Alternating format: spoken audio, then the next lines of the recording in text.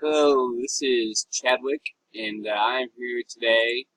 I had just gone over some WikiLeaks information. I have been debating on whether or not to come out with my own WikiLeaks information, which may or not be of great importance to you, but it is to me. And I tweeted on WikiLeaks. While I was doing that, I did see this UN Special Reporter on torture. He was quoted saying, "In 20 years, I've never seen a group of democratic states ganging up to deliberately isolate, demonize, and abuse a single individual for such a long time and with so little regard for human dignity and the rule of law." I could not put something like that so eloquently, but I'm 100% proof that is the truth. And we need people like that to document that kind of things and get the ball rolling on a better life for our brothers and sisters and moms and dads. And here I wrote, and this I wasn't planning on filming this, but I'll go ahead and read it.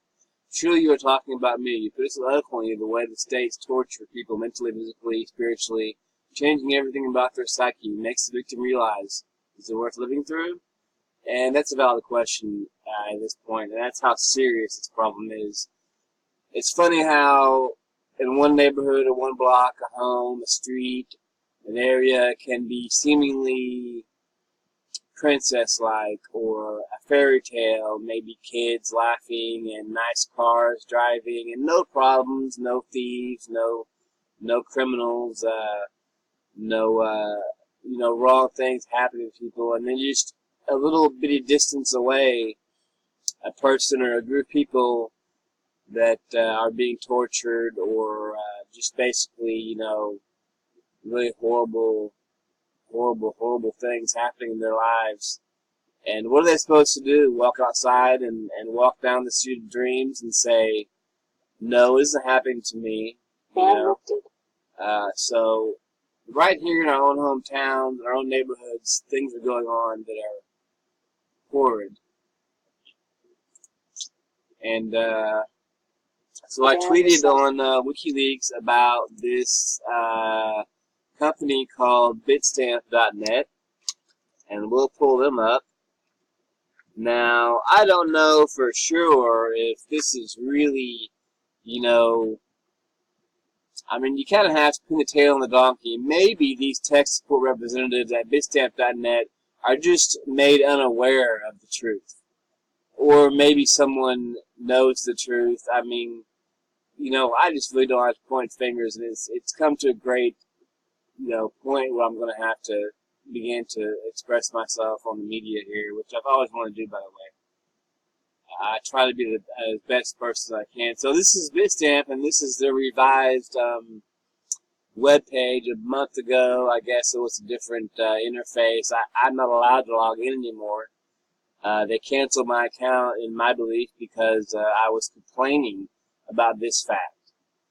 BitStamp claims that they were never in operation until July 7th of 2011. However, and that's what you can get on their ICANN Who Is, if you know how to do that. It'll say they registered their website on July 7th, 2011, but it doesn't provide any information in my defense. It doesn't provide any information about when the website was first registered, or if and when, in fact, it was, I know, registered before July 7th, 2011. So I bought Bitcoin from BitStamp.net between the beginning of February and the end of June 2011. So I'm living proof. And, that BitStamp was in operation or was selling Bitcoin before July 7th, 2011. And I've been told by BitStamp.net tech support over and over that they weren't in operation then. Please refer to the exchange you bought the Bitcoin from, etc., etc., etc. In addition to this, my PayPal records have been modified, and charges have been changed on my PayPal records, as far as I'm aware of. In addition to this, an email address of mine. Now, I've been over PayPal with this several times, and I've called them, and they claim that their system has never sustained a breach. It has never been broken into. That's what one of the tech support representatives from PayPal told me. And so over and over and over, I told PayPal these records are, have been duped or modified in an effort to conceal quite a fortune, 478 bitcoins that I bought between February 8th and June 3rd of 2011. I do have the XLS spreadsheet.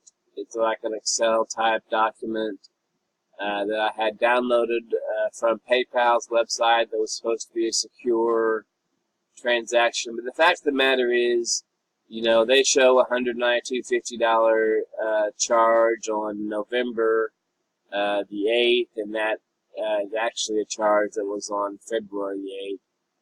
That would be November the 8th of 2010 and February the 8th of 2011. And that was for $192.50 at, I believe, 86 cents. So now we have BitStamp claiming they haven't been in business before July 7th, and we have PayPal claiming they have never, ever, ever suffered a data breach, which I know has got to be true because every company I know of has suffered a data breach. You can't keep these heathens out of our business, and it is a two-edged sword because if PayPal had the records, I don't know, but so, I just want to bring this to your attention, and please comment, like, subscribe. If you had any information on BitStamp about when they began, or if they may be able to help me, I would appreciate it. And so that's my take today on WikiLeaks.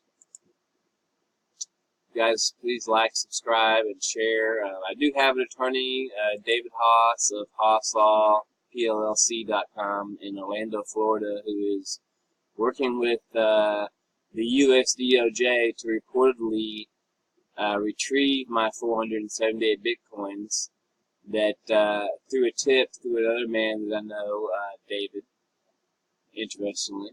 A lot of Davids in this story. And he had told me that the account would have or may have been confiscated in November of 2014 by the U.S. DOJ because it was not properly, identity was not properly verified. In that case, I'm just, that kind of leaves it like, well, I had BitStamp telling me it was impossible for me to buy the Bitcoin, and I had BitStamp telling me it got confiscated. So which is it, And I have PayPal telling me that their records have never broken into, and the fact of the matter is, the records have been altered.